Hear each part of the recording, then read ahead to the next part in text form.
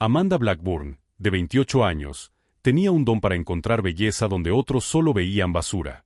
En las ventas de garaje de Indianápolis rastreaba lo que cualquiera llamaría chatarra, muebles viejos, mesas rotas, sillas gastadas. Cargaba todo en su coche, lo llevaba al patio y lo convertía en tesoros. Era su negocio, Weathered Willow, pero también su manera de ver la vida. Su padre, Phil, lo resumía con una frase: Dios convierte la basura en tesoro, nada se desperdicia.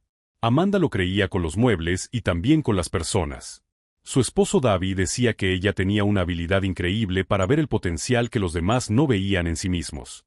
Amaba a quienes parecían imposibles de amar y ofrecía esperanza a los que ya la habían perdido. Quienes la conocieron repetían que no tenía un solo enemigo en el mundo. Amanda Grace Byars nació el 31 de julio de 1987 en Muskegon, Michigan.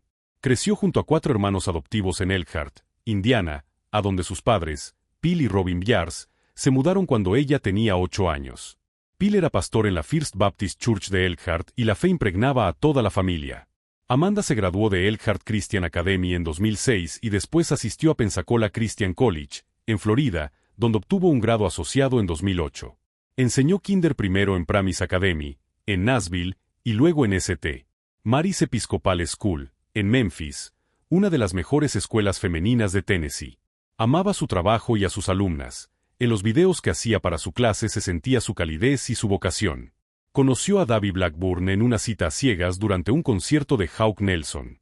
Aquella noche, en un concurso de malteadas, Amanda terminó sacando la bebida por la nariz. David contó después a su congregación: en ese momento supe que había conocido a la mujer con la que me iba a casar. Se casaron el 1 de agosto de 2008. La pareja era abierta sobre su relación. En videos de la iglesia publicados apenas un mes antes de su muerte, hablaron de los retos de los matrimonios jóvenes, incluida la intimidad sexual. Amanda dijo: la intimidad sexual es vital en el matrimonio, y el diablo hará lo que sea para apartarte de eso. Hablaban sin rodeos de las citas entre ellos y de cómo mantener fuerte su unión. En enero de 2012, Amanda y David se mudaron a Indianápolis con un sueño y un llamado: fundar una iglesia que diera vida. Cofundaron Resenat Church con una congregación inicial de unas 150 personas. Su enfoque era conectar con quienes normalmente no se acercaban a una iglesia. Amanda se entregó por completo. Participaba de lleno en el movimiento For Indy, buscando impactar Indianápolis para Cristo. Para noviembre de 2015, su familia había crecido. Tenían un hijo de 15 meses, Beston, y Amanda estaba embarazada de su segunda hija. Ya le habían puesto nombre, Evie Grace. Llevaba entre 12 y 13 semanas de embarazo. El 9 de noviembre de 2015, Amanda pasó el día en el parque de Trader Point Christian Church con su hermana, Amber. Vieron a los niños jugar, rieron, conversaron. Amber diría después: nos la pasamos increíble. Los niños jugaban y nosotras no dejábamos de reír y hablar. Sería la última vez que vería a su hermana con vida. Martes 10 de noviembre de 2015. Aún era de noche. 4:30 de la mañana. 3 hombres ya estaban en pie: Larry Joe Taylor Jr., de 18 años, Jaylen Watson, de 21, y Diaño Gordon, de 24. Se hacían llamar la Kill Gang. Los 3 tenían amplios antecedentes y estaban en libertad condicional. Vivían juntos en los Westlake Apartments, al oeste de Indianápolis. Llevaban días en una racha delictiva. El 3 de noviembre, una semana antes, Taylor y Watson irrumpieron cerca de las 10 de la noche en el departamento de una joven de 21 años en los propios Westlake. Ella estaba en la regadera cuando la luz del baño se apagó. Asomó entre la cortina y vio a un hombre apuntándole con un arma. Taylor le colocó la pistola en la nuca. Exigieron dinero y las tarjetas del banco. Mientras Watson revisaba el departamento, Taylor la agredió sexualmente. Watson supuestamente le dijo que parara, que no habían ido por eso. Se llevaron su teléfono, la laptop, la televisión, joyas, audífonos, la bolsa y su Chrysler Sebring 2007. Se espantaron y huyeron. Al día siguiente, 4 de noviembre, Taylor disparó y mató a Rolando González Hernández en los LaSalle Apartments durante un robo fallido.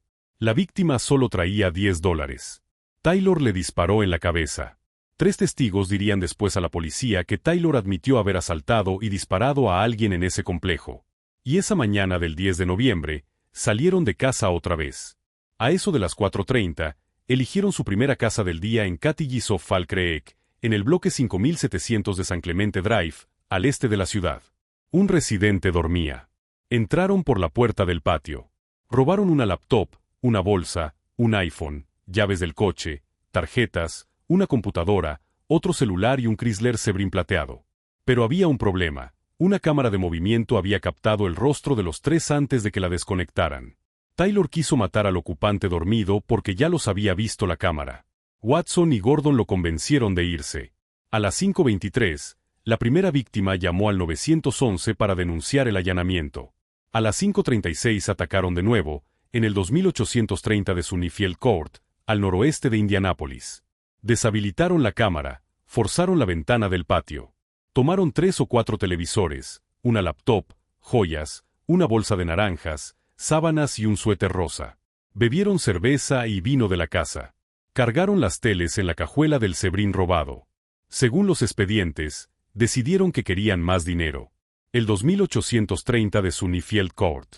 La casa de Amanda y David Blackburn estaba en la misma calle, justo enfrente de donde acababan de robar. Cerca de las 6, David salió del 2826 de Sunnyfield Court. Se había levantado a las 4:30 para leer la Biblia y ahora iba al gimnasio La Fitness por alrededor de una hora. Dejó la puerta principal sin llave. Solo tenían una llave de la casa y estaba en el llavero de Amanda. Un detalle mínimo que resultaría catastrófico. A las 6:11, las cámaras captaron a David saliendo de su hogar. Poco después, Taylor vio a David salir y decidió apuntar a la casa de los Blackburn. Los tres entraron por la puerta principal, que estaba sin llave. Adentro se toparon con Amanda. Taylor le pegó en la boca con su revólver calibre .38. El golpe le arrancó uno de los incisivos inferiores. Le quitó sus tarjetas del cajero y se las dio a Watson y a Gordon, que salieron en el Sebring robado para sacar dinero. Taylor se quedó a solas con ella. A las 6:25 de la mañana, los registros de antenas colocaban los teléfonos de los sospechosos en Sunnyfield Court. A las 6:36, Watson y Gordon llegaron a un cajero de Chase en North Michigan Road. Intentaron retirar $500 con la tarjeta de Amanda. La transacción fue rechazada. Un recibo con esa hora apareció después en el vehículo robado. En la casa, Taylor llamó a sus cómplices, gritándoles porque sentía que tardaban demasiado. Les dio el NIP correcto de la cuenta. Watson declararía después lo que vino enseguida. Taylor les dijo que había intentado obligar a Amanda a tener relaciones. Cuando ella se negó y se le fue encima, él le disparó una vez en la parte superior del cuerpo para que no lo arañara. Mientras yacía herida, le disparó por segunda vez en la parte posterior de la cabeza. Luego, según los testimonios, se inclinó más, miró su rostro y observó cómo se desangraba. A las 6:45, un vecino escuchó lo que sonaron a disparos. A las 6:54, Watson y Gordon estaban en otro cajero de Chase en West 86th Street. Lograron retirar $400. Watson se envolvió el suéter rosa robado en la cara para ocultarse de las cámaras. Esa decisión sería letal para su caso. 9 minutos después, un testigo vio a un hombre vestido de negro caminando por la calle y hablando por teléfono. A las 7:10, una cámara captó a un sospechoso saliendo del vecindario de los Blackburn, con sudadera y la capucha apretada para taparse el rostro. Watson y Gordon recogieron a Taylor a la salida del fraccionamiento. Al subir al coche, él les dijo, la ahumé, jerga para decir la maté. David Blackburn salió del gimnasio a las 7:10. Habló por teléfono con un amigo mientras conducía. Al llegar a su entrada a las 7:30, se quedó en el coche al teléfono unos 40 o 50 minutos. No quería despertar a su esposa embarazada ni a su pequeño. A las 7:53, Chase dejó un buzón de voz en el celular de Amanda por posible uso no autorizado del cajero. A las 8:17, el vecino del 2830 de Sunnyfield Court descubrió que su casa había sido robada y llamó a la policía. 3 minutos después, David entró a la suya. Encontró a Amanda boca abajo, desnuda de la cintura para abajo, en un charco de sangre cerca de la chimenea y el árbol de Navidad. Su ropa interior estaba junto a su cuerpo. La playera, levantada como si alguien hubiera intentado quitársela. Tarjetas y cartera estaban dispersas en el piso. Una escalera decorativa y una lámpara, tiradas. En la barra de la cocina había un paquete de puros Wisher Sweets. David confirmó que no debía estar ahí. Arriba, Beston, de 15 meses, estaba a salvo en su cuna. A las 8:22, David llamó al 911. Amanda estaba inconsciente, sin responder, sangrando por heridas de bala. A las 8:30, despacharon a los paramédicos. Al ver la gravedad de las lesiones, pidieron de inmediato apoyo policial. A las 8:44, llegaron los oficiales Richard Crosby y Larry Crowe. Los médicos trasladaron a Amanda al Indiana University Health Methodist Hospital. La intubaron. Su estado era crítico. A las 9:01, el detective Pete Perkins fue asignado al hospital para tomar la declaración de Davy sobre la línea de tiempo y las circunstancias. El 11 de noviembre de 2015, Amanda Blackburn murió en el Methodist Hospital. Fue desconectada de soporte vital aproximadamente 24 horas después del ataque. Ese 12 de noviembre también murieron Amanda y su hija por nacer, Evie Grace. La oficina del forense del condado de Marion realizó la autopsia. La doctora Ellen Clark, médica forense del condado, llevó a cabo el examen. Amanda presentaba 3 heridas de bala, una en la parte posterior de la cabeza, la mortal, otra en el antebrazo izquierdo que viajó hasta el bíceps, y una de entrada y salida en la parte alta de la espalda, del lado izquierdo. También tenía rasguños en la mejilla izquierda, el labio partido y el diente inferior arrancado por el golpe del arma. La causa de muerte fue el disparo en la cabeza. La manera, homicidio. A pesar del estado en que fue encontrada, parcialmente desnuda y con indicios que sugerían agresión sexual, la fiscalía declaró que no había pruebas suficientes para imputar ese cargo. Aunque, según los dichos de Taylor a sus cómplices, había intentado agredirla antes de dispararle, la escena fue procesada 2 veces, entre el 10 y el 11 de noviembre, para mayor minuciosidad. Se recolectaron el paquete de puros, rastros de sangre y muestras forenses. Los investigadores descartaron pronto a Davy como sospechoso gracias a las cámaras de la Fitness que confirmaron su coartada, los registros telefónicos que corroboraron la cronología y la ausencia de evidencia que lo involucrara. La noche del 11 de noviembre, alrededor de las 10:30, apareció el Chrysler Sebring plateado robado la mañana del día 10, en Rockwood Avenue, a unos 11 kilómetros de la casa de los Blackburn. Dentro había evidencia clave: el suéter rosa, sábanas, la bolsa de naranjas, un control remoto de ATV Versa y recibos del cajero, incluido el del intento fallido de retirar $500 a las 6:36. El 13 de noviembre de 2015, la policía de Indianápolis ofreció una conferencia de prensa mayor. Difundieron imágenes de vigilancia de un sospechoso saliendo del vecindario. El capitán Craig Converse dijo: «Sabemos quién la mató, al menos tenemos su imagen, pero no su nombre». El subcomandante Eric Ench lanzó una advertencia: «A quien cometió este crimen, no eres tan bueno como crees. Dejaste evidencia, la encontramos, te vamos a encontrar y no vamos a parar hasta lograrlo. El jefe Ricky te remató, vamos por ti». El avance decisivo llegó con la evidencia de ADN, el suéter rosa. El suéter rosa recuperado del vehículo robado había sido usado por uno de los sospechosos para cubrirse el rostro durante las transacciones en los cajeros. Al procesarlo en la base CODIS, arrojó coincidencia con Hylen Watson. Para el fiscal del condado de Marion, Terry Curry, fue el primer gran quiebre del caso.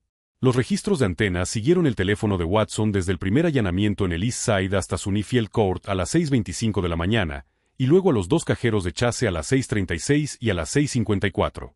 El teléfono de Gordon hizo llamadas a un número desconocido en Sunnyfield Court mientras iban a los cajeros. Ese número se rastreó, a través de anuncios en Backpage, hasta Larry Taylor. El intento fallido de retirar $500 a las 6:36 y el retiro exitoso de $400 a las 6:54 fijaron una línea de tiempo imposible de refutar. Los detectives también siguieron objetos del asalto del 3 de noviembre hasta compradores cerca de la 56ª Street. Mediante ruedas fotográficas, esos compradores identificaron a Watson y a Taylor. El 19 de noviembre, día 10 de la investigación, detuvieron a los 3. Recogieron hisopos de ADN. Arrestaron a Watson y a Gordon por violaciones de libertad condicional. Taylor fue interrogado y liberado. En las entrevistas, Watson y Gordon confesaron los robos y señalaron a Taylor como el tirador. Relataron cómo dijo la UME y cómo la vio desangrarse. Taylor renunció a sus derechos Miranda. Alegó que buscaba a alguien llamado Cheese y que estaba demasiado drogado para recordar. El 22 y 23 de noviembre llegó la confirmación de ADN. El suéter rosa pertenecía a Watson. Con eso, más los registros telefónicos y los testimonios, la fiscalía tenía lo necesario. La noche del domingo 22, la Unidad de Crímenes Violentos de Indianápolis, unidades contra pandillas y US Marshals arrestaron a Taylor en casa de un familiar, en Meridian Street. El 23 de noviembre, el fiscal Terry Curry anunció cargos formales. Taylor y Watson fueron acusados de asesinato. Gordon quedó detenido por la violación a la libertad condicional, sin cargos iniciales, porque no había entrado a la casa de los Blackburn. Curry declaró: "No creo que las víctimas hayan sido seleccionadas. Fueron blancos aleatorios de crímenes muy violentos. Amanda estuvo trágicamente en el lugar equivocado, en el momento equivocado, sola en casa cuando 3 hombres decidieron que querían más dinero tras su segundo robo". La comunidad de Indianápolis arropó a la familia Blackburn. El caso se resolvió en 13 días. Hubo agentes que, se dijo, pasaron jornadas sin dormir. Bill Byers, el padre de Amanda, dijo a los reporteros: "Es el amor de mi vida. Sin reservas, se entregó por completo a Dios. Yo quiero ser así. Quiero ser más como Amanda". Fue enterrada en Hamilton Memorial Park, en Noblesville, junto a su hija por nacer, Evie Grace Blackburn. Tras los arrestos, David Blackburn emitió un comunicado: "Aunque todo dentro de mí quiere odiar, enojarse y caer en la desesperación, elijo el camino del perdón, la gracia y la esperanza. Si algo aprendí de Amanda en los 10 años juntos es esto: dejar que mis emociones guíen mis decisiones es receta para una vida estéril y sin esperanza. Hoy decido amar, no odiar". Watson y Gordon aceptaron acuerdos. Se declararon culpables de robo y allanamiento y acordaron testificar contra Taylor. El proceso de Taylor tomó años, con 2 juicios nulos, y al final, un juicio ante juez. Watson y Gordon declararon que Taylor se quedó con Amanda mientras ellos iban a los cajeros.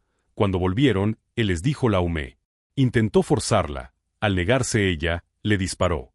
David declaró sobre la puerta sin llave, el tiempo que se quedó en la entrada hablando por teléfono y cómo encontró a Amanda boca abajo. Taylor fue hallado culpable y sentenciado a 86 años. David dijo: "Perdí mi roca, mi mejor amiga y mi primer amor".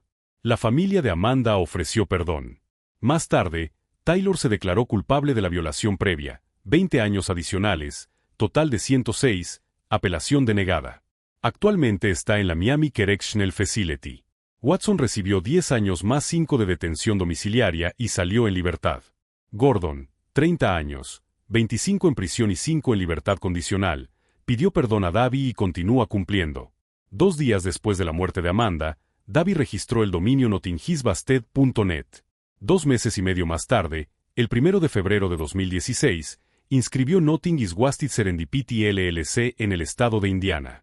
En abril de 2016 vendió la casa familiar donde Amanda fue asesinada por $145,000.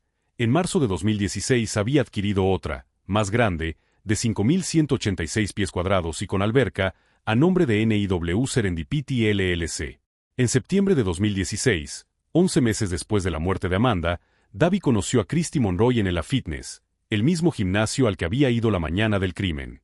Ella era madre soltera de una niña llamada Natalia. Comenzaron a salir tras cumplirse el primer aniversario luctuoso. De forma llamativa, el padrastro de Christy era capellán del sistema penitenciario del condado de Marion y había conversado con los asesinos de Amanda, creando un vínculo inesperado con la tragedia. David diría después: "Qué bondadoso es Dios que, de entre 7,000 millones, escriba algo tan personal para mí". El 17 de diciembre de 2017, casi 2 años después, David se casó con Christy en Laurel Hall, Indianápolis, con la bendición de la familia de Amanda. Su familia combinada terminó conformada por Natalia, Beston y Cohen, el hijo de David y Christy juntos. En enero de 2018, David renunció a Resenat Church para enfocarse en el ministerio Notting Is Wasted. Al año siguiente, en enero de 2019, Resenat cerró. La iglesia tenía $73,000 de deuda y solo 38,000 en caja. Unas 75 personas asistieron a la última reunión. Hubo molestia por el manejo financiero. El pastor interino John Beris reconoció: "No fuimos buenos administradores de lo que teníamos". No surgieron acusaciones de desvío, pero sí se admitió una mala administración. David reveló después que sabía que la iglesia cerraría antes de su renuncia, pero no lo dijo a la congregación. Con Christy fundó Notting Is Wasted Ministries para acompañar a personas que enfrentan trauma, tragedia y grandes transiciones. El ministerio impulsa podcasts, clases y retiros. David ha aparecido en medios nacionales como Good Morning America, Inside Edition y en Investigation Discovery, en On the Case. En julio de 2024 publicó un libro titulado Notting Is Wasted, A True Story of Hope, Forgiveness, and Finding Purpose in Pain. El manuscrito estaba terminado desde 2017, pero la publicación se retrasó hasta que concluyeran todos los juicios. No todos lo han apoyado. Desde el inicio, en Internet circularon especulaciones en torno a David. ¿Por qué dejaron la puerta sin llave? por qué se quedó entre 40 y 50 minutos en la entrada antes de entrar a la casa, su serenidad en entrevistas que a algunos les resultó inquietante, su rapidez para hablar con los medios. El uso en vivo del hashtag #NothingIsBusted durante el funeral de Amanda desató críticas. El registro del dominio 2 días después de su muerte levantó cejas. La creación de la compañía 2 meses y medio más tarde a algunos les pareció calculada. Su nuevo matrimonio, 2 años después, fue tachado de demasiado pronto por los detractores. Que conociera a su futura esposa en el mismo gimnasio al que acudió la mañana del asesinato les pareció sospechoso a varios.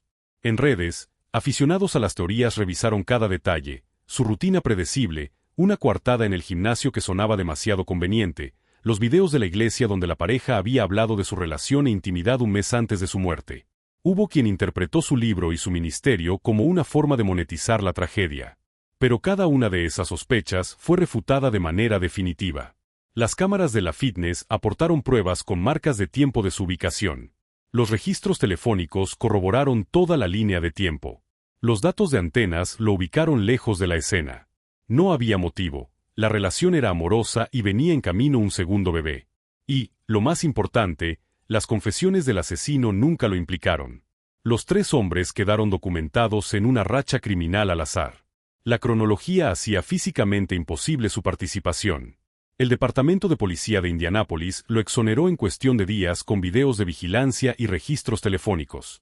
Aún así, comunidades en línea siguieron planteando dudas. Amanda Blackburn tenía 28 años, maestra de kinder, esposa, madre, una mujer que veía belleza en lo roto y creía que nada se desperdicia. La mañana del 10 de noviembre de 2015, 3 hombres lo destruyeron todo. Su familia dijo que su sonrisa irradiaba alegría, energía y consuelo. Significó tanto para tantos, que el mundo hoy parece un poco menos luminoso.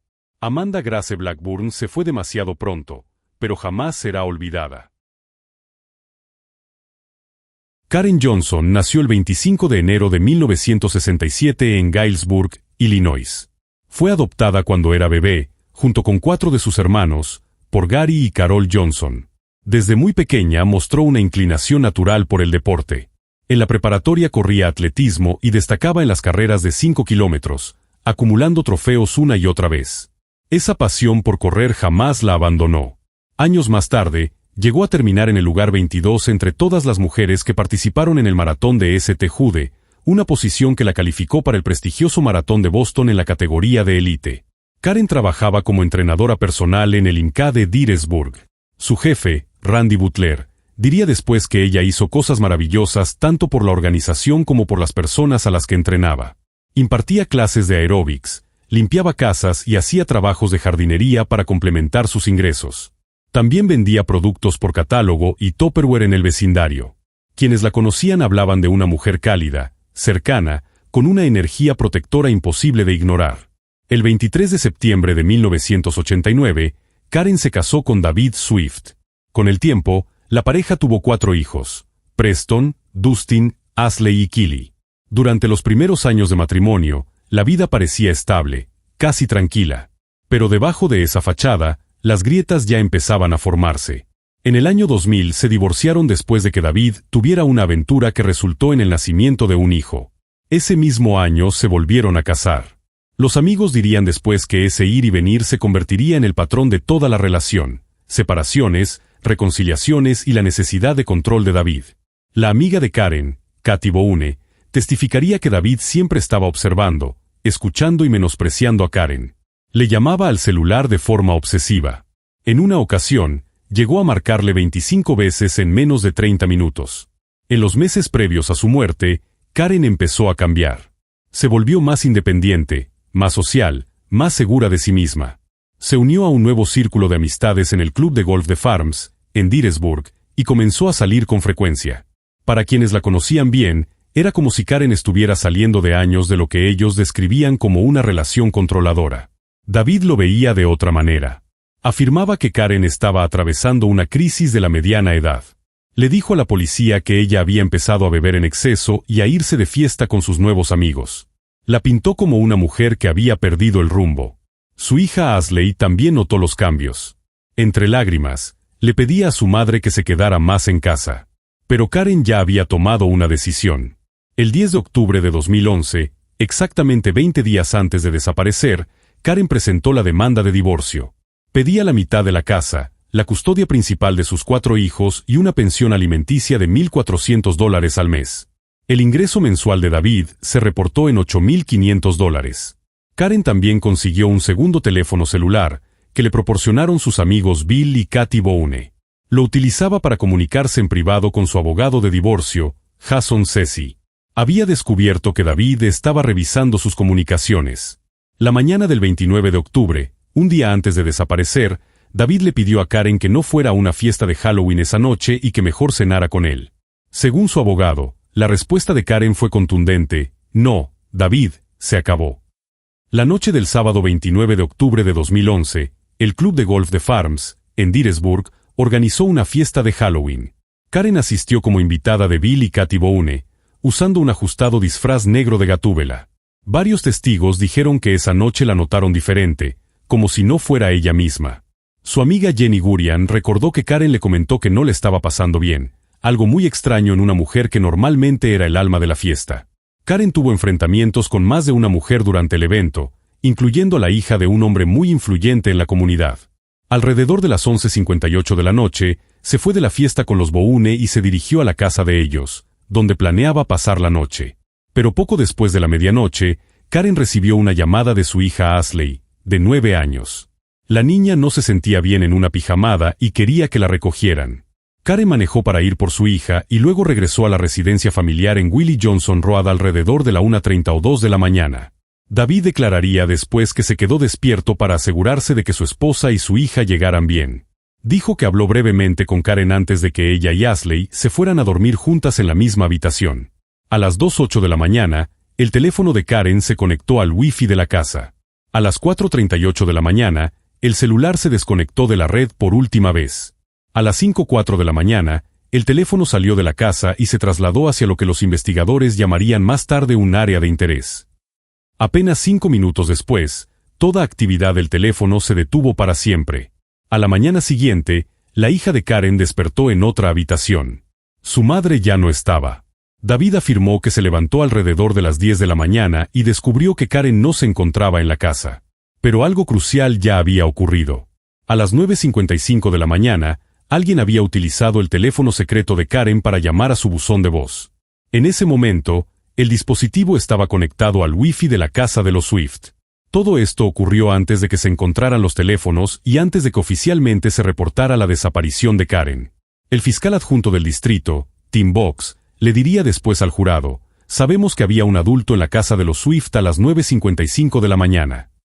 Cerca del mediodía, 2 cazadores encontraron la camioneta blanca de Karen, una Nissan Murano 2004, sobre la carretera Millsfield, a menos de 1 milla de su casa. Las puertas estaban cerradas con seguro. Su disfraz de Halloween estaba dentro. Su bolso no aparecía por ningún lado. La llanta delantera derecha estaba completamente destrozada. Un tornillo había sido incrustado en la banda de rodamiento en un ángulo perfecto de 90 grados. Una amiga de Karen vio el vehículo y llamó al sheriff antes de que lo hiciera David. Ambos teléfonos de Karen fueron hallados aproximadamente entre 120 y 150 metros de la casa de los Swift, destrozados y dañados cerca de la propiedad de un vecino. Fueron los Boone quienes reportaron la desaparición de Karen. David llamó a la policía después de que ellos ya lo habían hecho. La oficina del sheriff del condado de Dyer desplegó un operativo de búsqueda masivo. Oficiales, unidades K9, equipos especiales de la patrulla de caminos de Tennessee, helicópteros y grupos de rescate revisaron palmo a palmo la zona alrededor de la casa de los Swift y el lugar donde apareció el vehículo. Más de 300 voluntarios se sumaron a la búsqueda. La primera dama de Nevada, Dawn Gibbons, cuyo hijo había estudiado con Karen, se presentó para ayudar en la exploración del río Truckee. El 10 de noviembre, los equipos de búsqueda se enfocaron específicamente en un área cercana al cementerio de Bledsoe. No encontraron nada. Pero durante ese mes, 3 testigos distintos dijeron haber visto a un hombre con un detector de metales en la zona del cementerio. El hijo de Karen, Dustin, testificó que se topó con ese hombre. El hombre dijo que estaba buscando un reloj que había perdido, pero Dustin se dio cuenta de que ya traía un reloj puesto en la muñeca. A pesar de lo extraño de la situación, a este hombre influyente de la comunidad nunca se le investigó a fondo. 10 días después de la desaparición de Karen, alguien entró por la fuerza al club de golf de Farms. Solo se llevaron una cosa: las cámaras de seguridad. Esas cámaras contenían las grabaciones de la fiesta de Halloween, las mismas que habrían mostrado las discusiones de Karen y quienes estuvieron ahí aquella noche.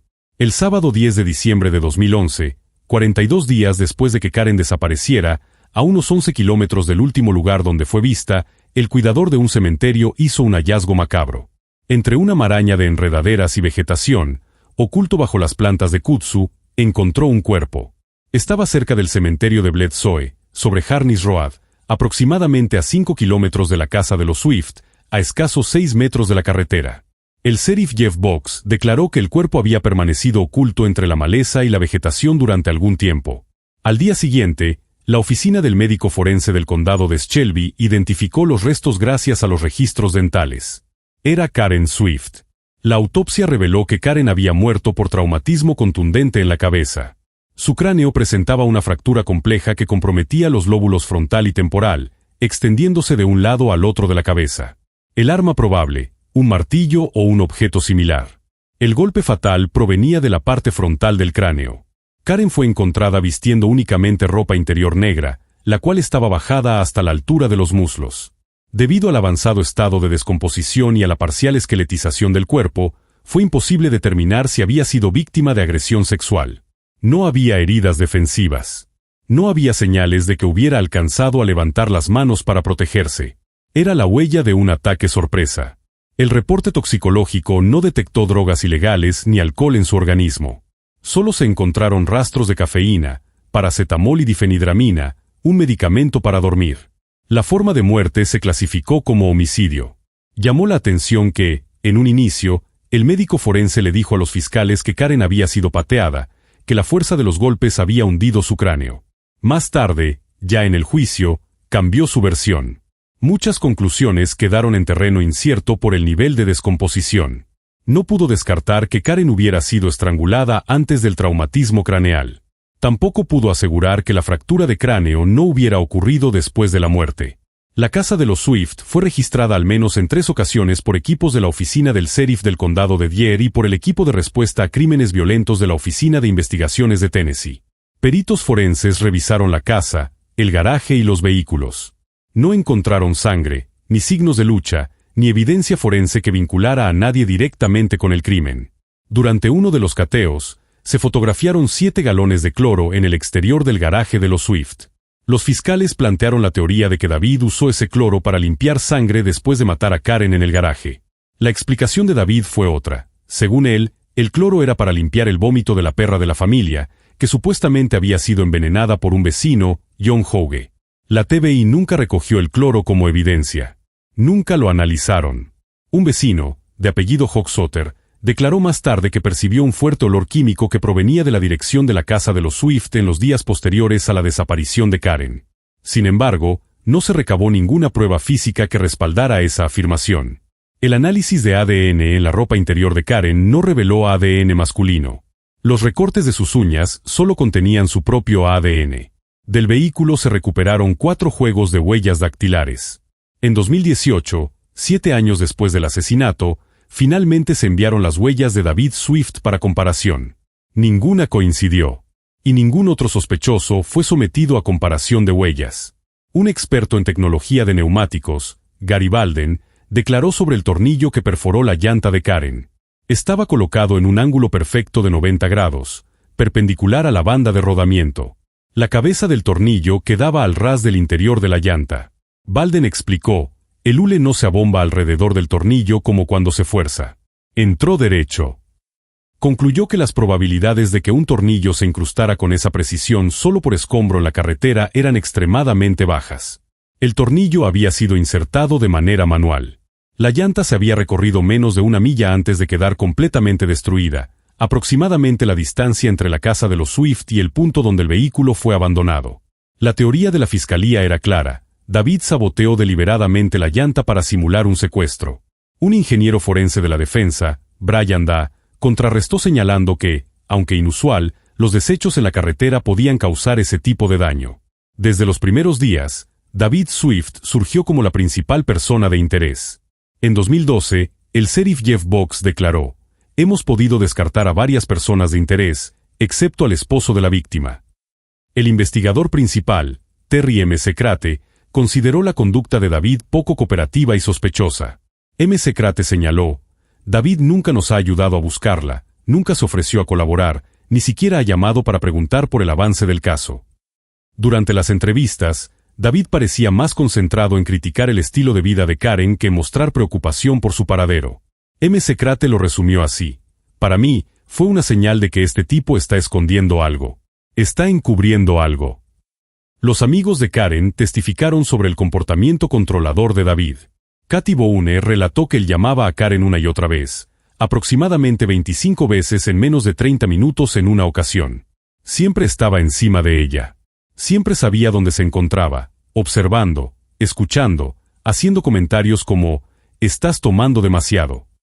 Comentarios constantes, despectivos, minimizándola. Cuando Karen visitaba a sus amistades, David aparecía sin ser invitado y exigía que regresara a casa. Jennifer Garin declaró sobre una ocasión en la que David se presentó sin aviso en una plebes mientras Karen cenaba con amigas. La vecina Janie Helm testificó que David le pidió usar su jardín para espiar a los Boone. Tenía una orden de restricción que le impedía pisar la propiedad de ellos. Amanda MacArthur describió un incidente en el que Karen reconoció el carro de David en un estacionamiento después de hacer un mandado. Aquello la aterrorizó, porque se dio cuenta de que la estaba vigilando de verdad. David, una y otra vez, calificó lo de Karen como una crisis de la mediana edad. Acusó a sus amigas de corromperla con alcohol y fiestas. Lanzó acusaciones específicas contra los Boone, dijo que organizaban nuevas fiestas en el jacuzzi, que participaban en intercambio de parejas, que Bill Boone había intentado violar a Karen y que la había encontrado desnuda en la cama con Kathy Boone.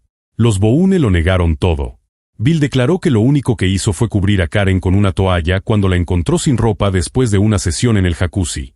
Kathy explicó que Karen había entrado a la recámara para recostarse, pero que ella ya estaba en pijama. El agente especial del TBI, Joel Wade, declaró que David había realizado alrededor de 280 búsquedas en sitios de citas en Internet entre el 10 de octubre, cuando Karen presentó la demanda de divorcio, y el 14 de noviembre de 2011, fecha en que las autoridades confiscaron su computadora portátil. David estuvo navegando activamente en páginas de citas desde el mismo día en que Karen pidió el divorcio, durante todo el periodo en que ella estuvo desaparecida y mientras se llevaban a cabo los operativos de búsqueda. El juez, finalmente, consideró que esa evidencia no podía presentarse al jurado, argumentando que podía confundirlo sin probar directamente el asesinato. Pero había pruebas digitales aún más comprometedoras. David les dijo a los investigadores que no sabía nada del segundo teléfono de Karen. Sin embargo, cuando revisaron su teléfono de trabajo, el número de ese celular secreto estaba registrado en sus contactos. A las 9:55 de la mañana del 30 de octubre, alguien accedió al buzón de voz de ese teléfono secreto mientras el dispositivo estaba conectado al Wi-Fi de la casa de los Swift. Esto ocurrió horas después de la desaparición de Karen, antes de que encontraran los teléfonos y en un momento en el que se tenía confirmado que solo un adulto, David, se encontraba en la vivienda. David fue fotografiado usando muletas y con una rodillera. La defensa intentó aprovechar esa lesión para argumentar que la teoría de la fiscalía era físicamente imposible. Pero los testimonios de los testigos desmontaron esa versión. El 29 de octubre, un día antes de la muerte de Karen, un vecino declaró que David ayudó a mover pacas de heno de unos 30 kilos cada una sin usar muletas, pese a que las había necesitado cuando pidió prestado ese mismo heno días antes. Kathy Boone declaró que lo vio subir y bajar de una cuatrimoto sin mayor problema, a pesar de la supuesta lesión. El vecino John Hochsotter testificó que observó a David hablando con otro vecino mientras se apoyaba en las muletas. En cuanto el vecino entró a su casa, David dejó de usarlas. Una fisioterapeuta que trató a David explicó que, aunque la lesión limitaba su función, él era capaz de arrastrar unos 57 kilos de peso a lo largo de aproximadamente 23 metros. Eso era más que suficiente para mover el cuerpo de Karen los 6 metros que la separaban de la orilla de la carretera hasta el lugar donde fue encontrada. La terapeuta señaló que David no habría podido levantar por completo un peso de 45 kilos o más sin ayuda, pero que arrastrar ese peso sí era posible, aunque le causara dolor. John Hochsotter, el vecino de los Swift del otro lado de Harnis Road, fue arrestado el 5 de noviembre de 2011 por crueldad agravada contra los animales. Se alegó que había envenenado a 2 perros del vecindario, incluyendo uno de la familia Swift, pocas semanas antes de la desaparición de Karen. El vehículo de Karen apareció abandonado justo enfrente de su casa. La propiedad y el automóvil de Hochsotter fueron registrados. No se encontró ninguna evidencia que lo vinculara con la muerte de Karen. Fue descartado como sospechoso.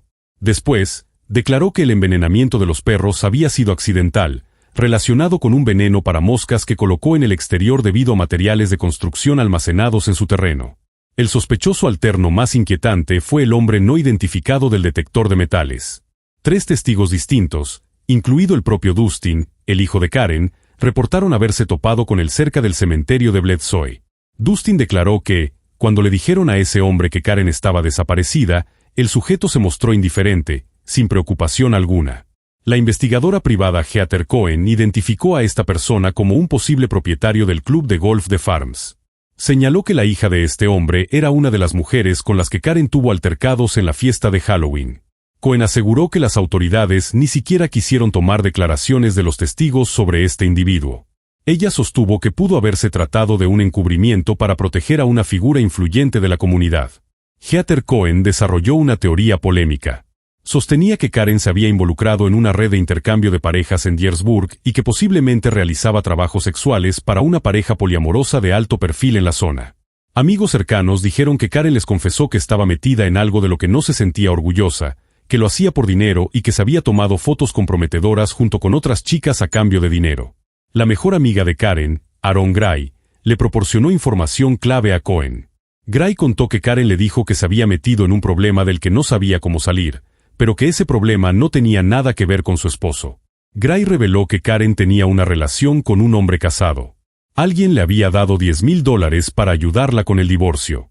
Eso abrió una serie de interrogantes sobre posibles enredos amorosos y arreglos económicos que pudieron haberla puesto en peligro. Cohen publicó un libro titulado Swift Injustice, The Murder of Karen Swift, en el que acusó un gran encubrimiento y obstrucción de la justicia.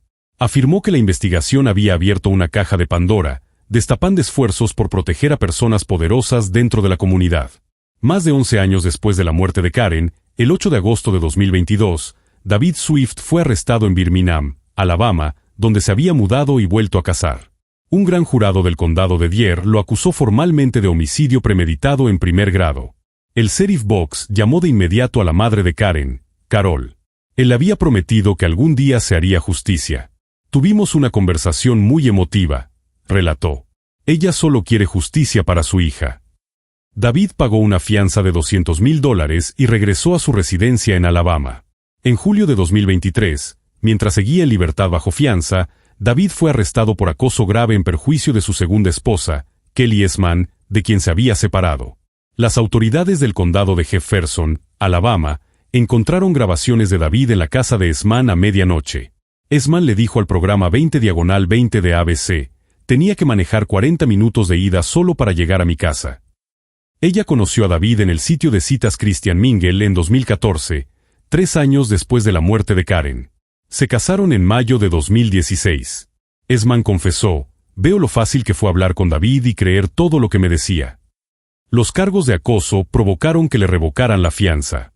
Fue recluido en la cárcel del condado de Dyer en espera de juicio. El jurado, sin embargo, nunca supo de esos cargos de acoso durante el juicio por asesinato. La vista oral comenzó el 28 de mayo de 2024 en Dresden, Tennessee. El juez Mark Hayes concedió el cambio de sede desde el condado de Dyer debido a la amplia cobertura mediática del caso. 8 días de juicio. Los fiscales Danny Goldman y Tim Box se enfrentaron al abogado defensor Daniel Taylor. 36 testigos de la acusación subieron al estrado. La defensa solo presentó a 12. Desde el inicio, en su alegato de apertura, la fiscalía admitió que el jurado no escucharía sobre ADN, ni huellas dactilares, ni balística. Solo tendrían ante sí evidencia circunstancial de motivo, medios y oportunidad.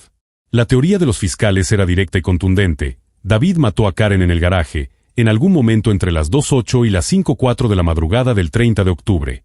Limpiaría la escena con cloro, llevaría el cuerpo de Karen al cementerio, sabotearía la llanta, conduciría su vehículo para simular un auto abandonado, destruiría ambos teléfonos y luego usaría la lesión de la rodilla como coartada.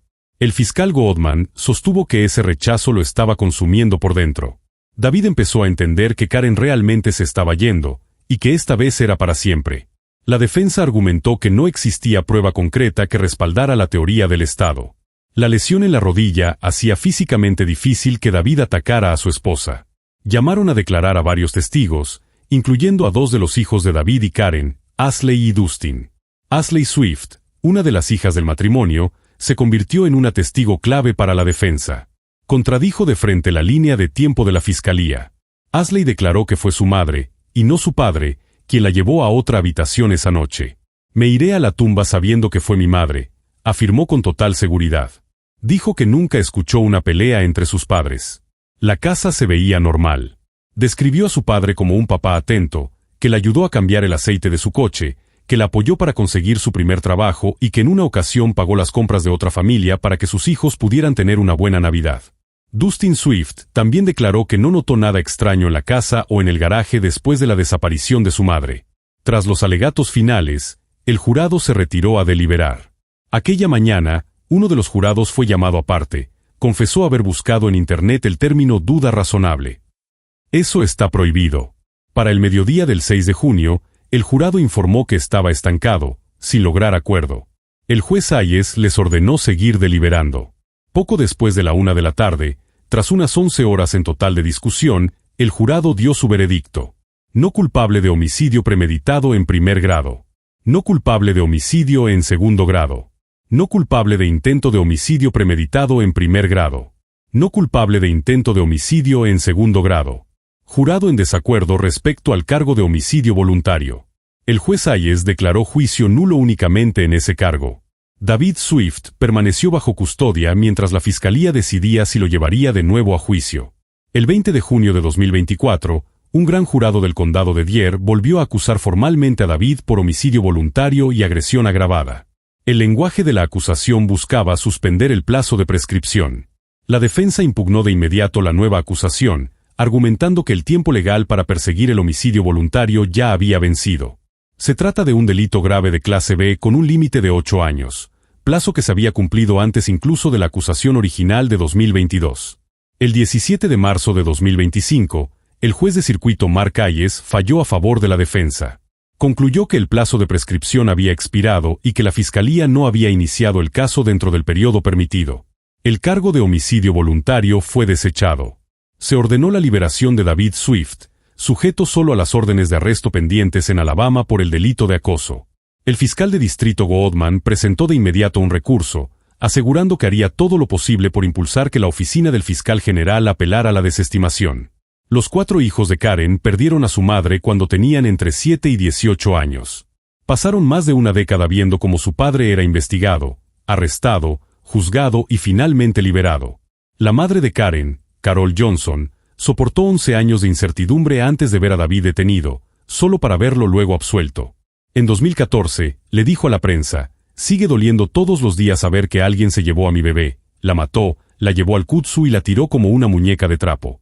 Eso me rompe el corazón». El padre de Karen, Gary, murió en 2018 sin ver resuelto el asesinato de su hija. El homicidio de Karen Swift sigue oficialmente sin resolverse. No se han presentado cargos contra ningún otro sospechoso. El arma homicida jamás ha sido localizada. El bolso de Karen continúa desaparecido. El misterio de quien llamó al buzón de voz del teléfono secreto desde el interior de la casa permanece sin respuesta. ¿Quién accedió al buzón del teléfono secreto de Karen a las 9:55 de la mañana del 30 de octubre, desde dentro de la casa de los Swift? Si fue David, ¿por qué revisar el buzón de un teléfono cuya existencia él negaba conocer? Si no fue David, ¿quién más tenía acceso a la casa y sabía de ese teléfono? ¿Qué causó el fuerte olor químico que varios vecinos reportaron procedente de la casa de los Swift en los días posteriores a la desaparición de Karen? ¿Por qué nunca se recogieron y analizaron esos 7 galones de cloro? ¿Quién era el hombre del detector de metales? ¿Por qué estaba buscando en ese lugar remoto, justamente en noviembre? ¿Por qué dijo que buscaba un reloj que ya llevaba puesto? ¿Por qué, al parecer, la policía se negó a tomar declaraciones sobre él? ¿Por qué nunca aparecieron las cámaras de seguridad del club de campo?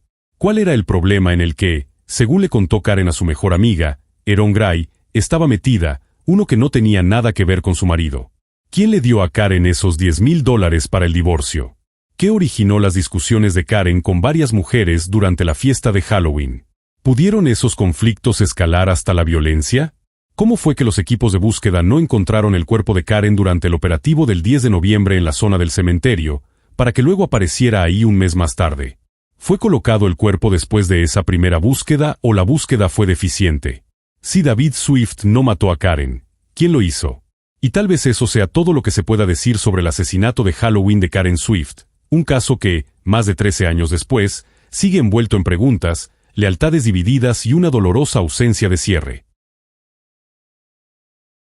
Taylor Wright nació el 24 de abril de 1984. Sus primeros años estuvieron marcados por la dureza y el abandono. A los 13 años ya estaba en el sistema de acogida, retirada de la custodia de su madre biológica. La vida había sido implacable con ella y, para sobrevivir, Taylor desarrolló una coraza, una dureza externa que la protegía del mundo. Era pequeña, de apariencia frágil, con el cabello descuidado, siempre buscando estabilidad en un entorno que la había defraudado una y otra vez. Entonces apareció en su vida Nancy Merchesen, una vecina que lo cambiaría todo. Nancy recordaba la primera vez que vio a Taylor. No sabía exactamente qué fue lo que sintió, pero simplemente le dijo, «Te puedes venir a vivir con nosotros». Taylor se mudó con Nancy y sus hijos, y por primera vez en muchos años, tuvo un hogar.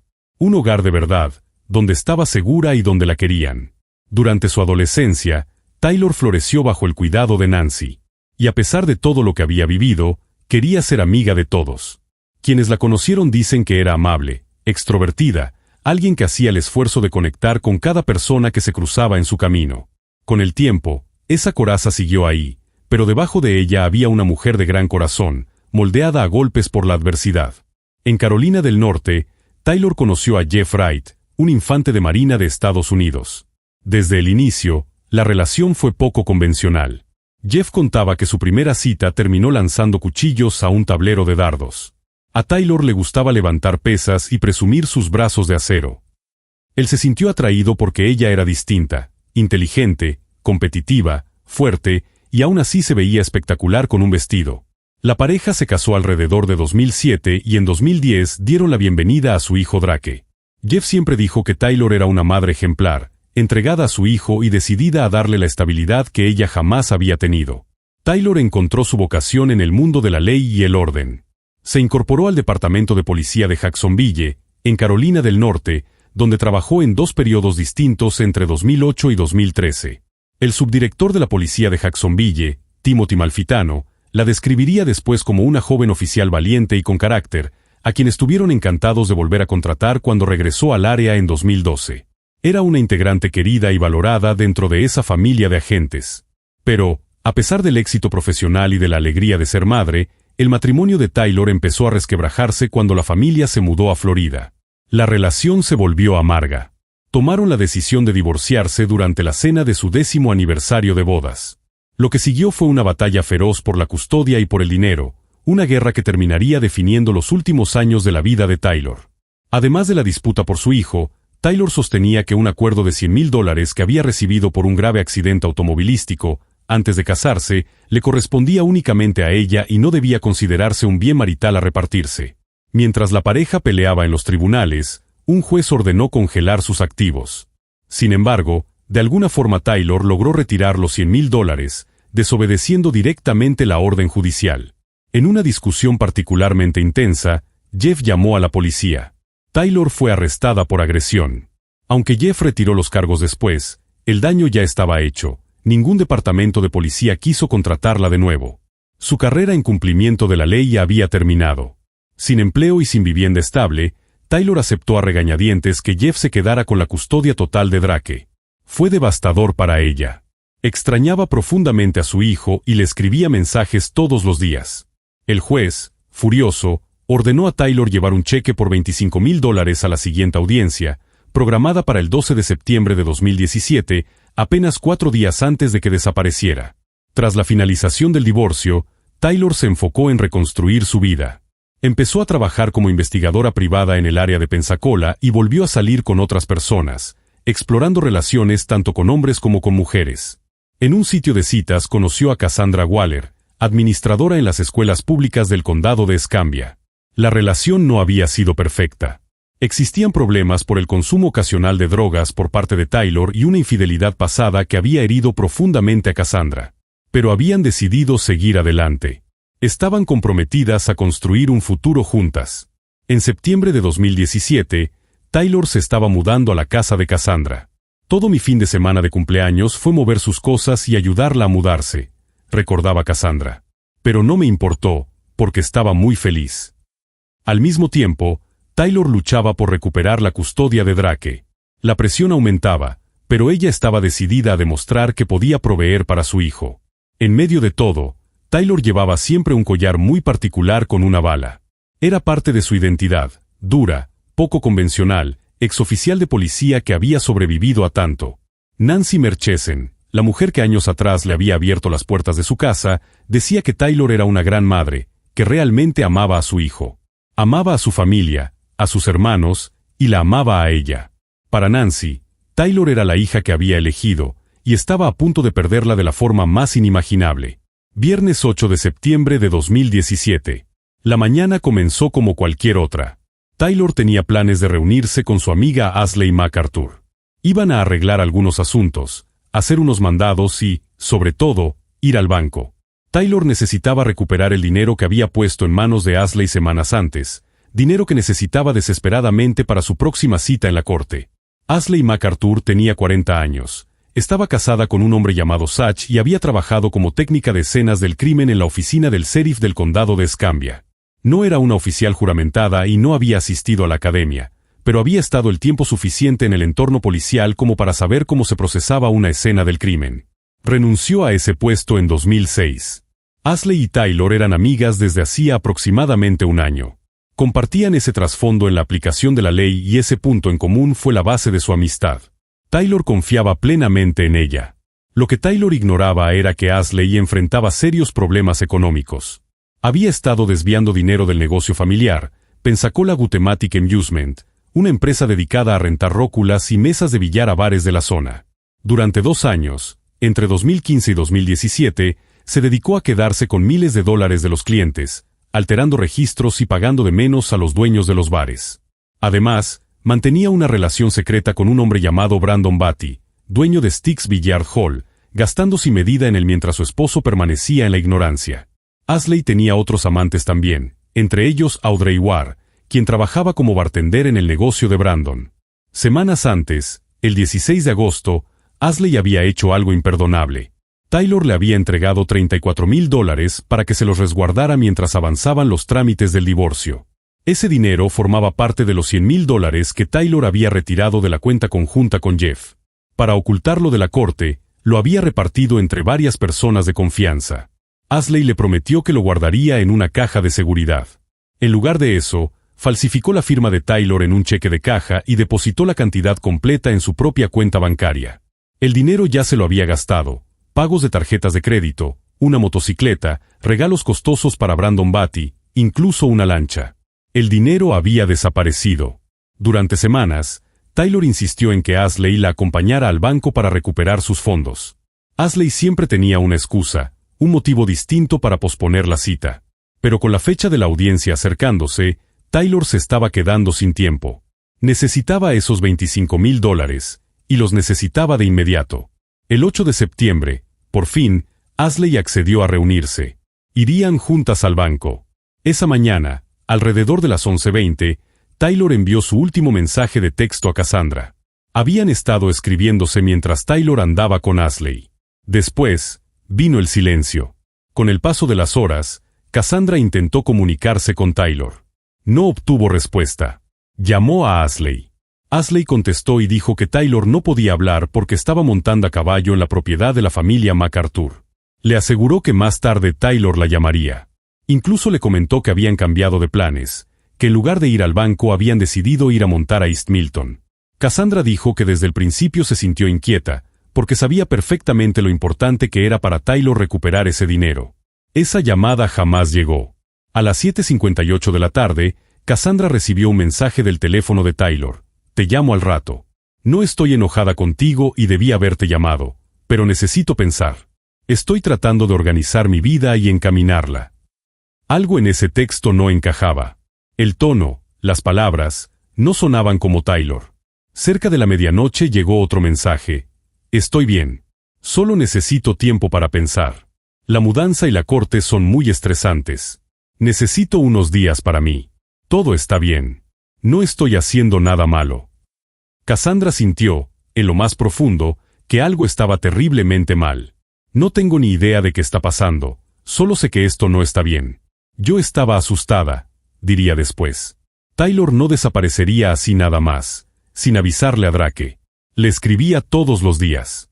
Y mucho menos faltaría a la cena de cumpleaños de Cassandra, algo que había esperado con ilusión. Desesperada, Cassandra contactó a Jeff Wright. Su hijo también había estado tratando de localizar a Taylor sin éxito. La reacción de Jeff fue extraña. Le lanzó una advertencia inquietante. Le dijo a Cassandra que Taylor podría enojarse con ella por involucrar a la policía en sus asuntos y que tuviera cuidado. Intranquila, Cassandra siguió buscando a su novia y comenzó a llamar a hospitales de la zona.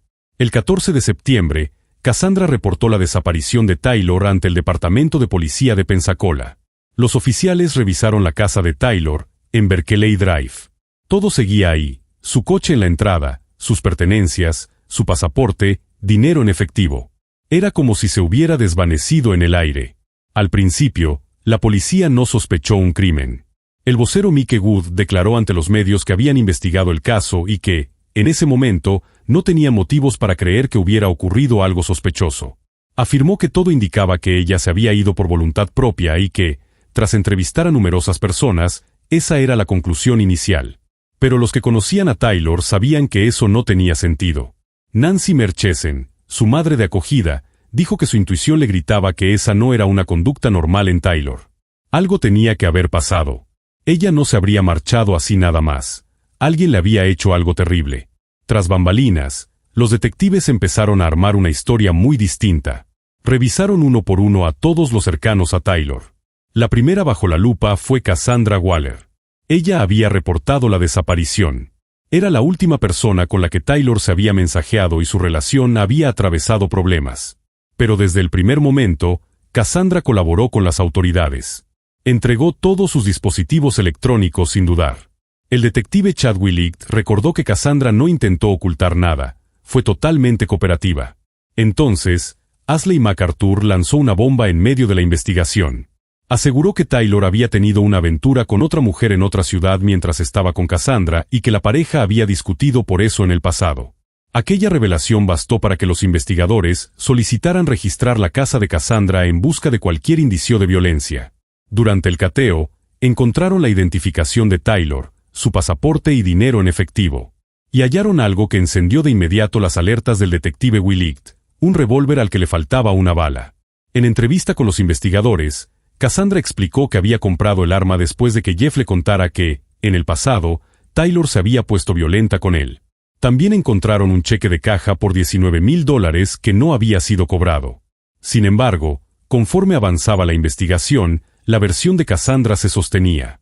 Los registros de su teléfono, sus movimientos, sus horarios, todo coincidía. Fue descartada como sospechosa. Luego revisaron a Jeff Wright, el exesposo de Taylor. Tenía motivos. Estaban en medio de una amarga batalla por la custodia.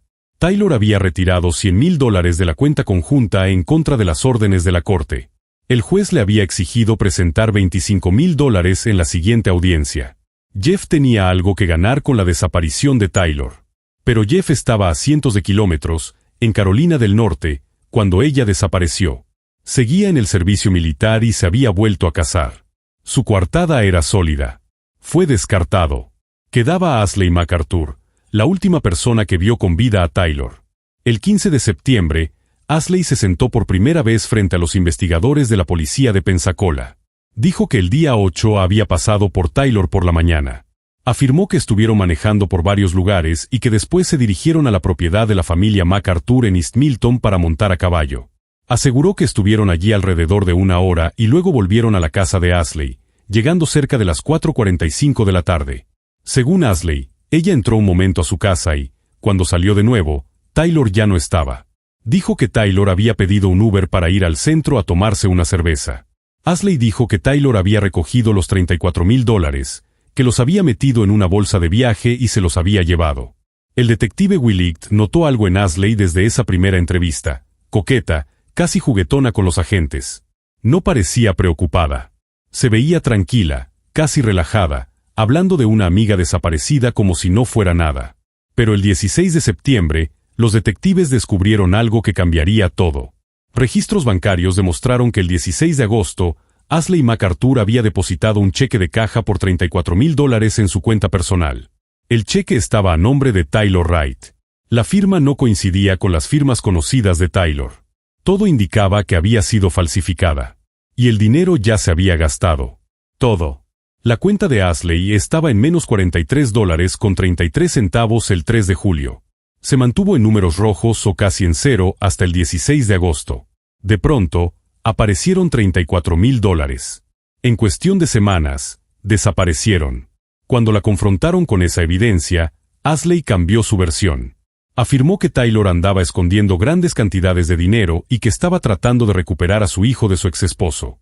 Dijo que Taylor iba de banco en banco cambiando cheques de caja por sumas importantes. Ashley ya tenía un móvil claro, la desesperación económica. Y ahora los detectives se encargarían de probar que también tuvo la oportunidad. Los investigadores obtuvieron los registros del teléfono celular de Ashley MacArthur, y lo que revelaron fue demoledor. Ashley había dicho a la policía que había llevado a Taylor a la propiedad familiar en East Milton para montar a caballo. Pero los datos de las antenas de telefonía contaban una historia muy distinta. El 8 de septiembre, entre las 11:52 de la mañana y la 1:44 de la tarde, el teléfono de Ashley se conectó a torres en la zona de Cantonment, cerca de Britt Road. Eso quedaba a kilómetros de East Milton. Y Britt Road era donde la familia MacArthur tenía una finca. Entre las 2:40 y las 3:33 de esa tarde, el teléfono de Ashley volvió a ubicarse cerca de Britt Road. Había estado varias veces en la granja familiar ese día, no en East Milton, como ella afirmaba. Había más. Ashley aseguraba que Taylor había salido de su casa alrededor de las 4:30 de la tarde en un Uber. Los detectives revisaron todos los servicios de transporte, Uber, Lyft, taxis. No había ningún registro de recogida en la dirección de Ashley ese día. Nada. Era una mentira absoluta. Luego apareció un video de vigilancia. La mañana del 8 de septiembre, las cámaras de un Tom Sam Supermarket captaron a Ashley manejando una camioneta Ford F-250 plateada. Compró una cerveza para Taylor en una tienda de conveniencia. Pero las imágenes del 9 de septiembre fueron las verdaderamente escalofriantes. A la 1:07 de la tarde del 9 de septiembre, un día después de la desaparición de Taylor, las cámaras de un Home Depot captaron a Ashley MacArthur comprando costales de concreto de fraguado rápido y tierra para macetas. Durante la investigación, los detectives también descubrieron un detalle crucial sobre el día en que Taylor desapareció. El 8 de septiembre, Ashley se había comunicado con su primo para preguntarle si estaría en la granja familiar ese día. El primo declaró bajo juramento que le dijo que estaría fuera, asistiendo a un funeral, y que no estaría en la propiedad. Ashley se aseguró de que el lugar estuviera vacío, sin testigos. A medida que avanzaba la investigación, empezaron a presentarse testigos con información impactante. Brandon Batty, el hombre con quien Ashley tenía una aventura, declaró ante la policía. Admitió la relación y dijo que Ashley había gastado grandes cantidades de dinero en su negocio y en él personalmente. Le había comprado una lancha. Lo visitaba todos los días. Y entonces dijo algo que heló la sangre de los investigadores. Me dijo, nunca van a encontrar a esa cabrona. Ya no está. 3 amigas de Ashley aportaron todavía más testimonios inquietantes. Dijeron que Ashley había hablado de matar a Taylor días antes de que desapareciera. Audrey Ward, una bartender local y una de las amantes de Ashley, declaró que Ashley había descrito un plan para adulterar la cerveza de Taylor con cocaína para provocarle una sobredosis mortal.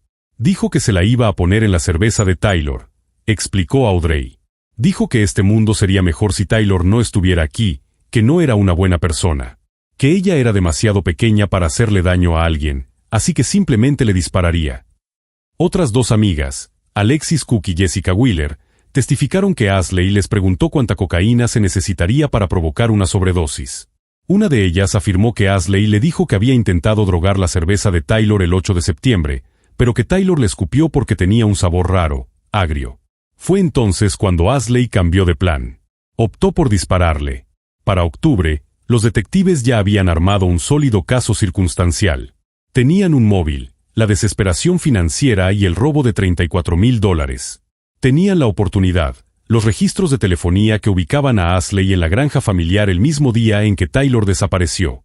Tenían indicios claros de conciencia de culpa, la compra en Home Depot de materiales usados para enterrar un cuerpo.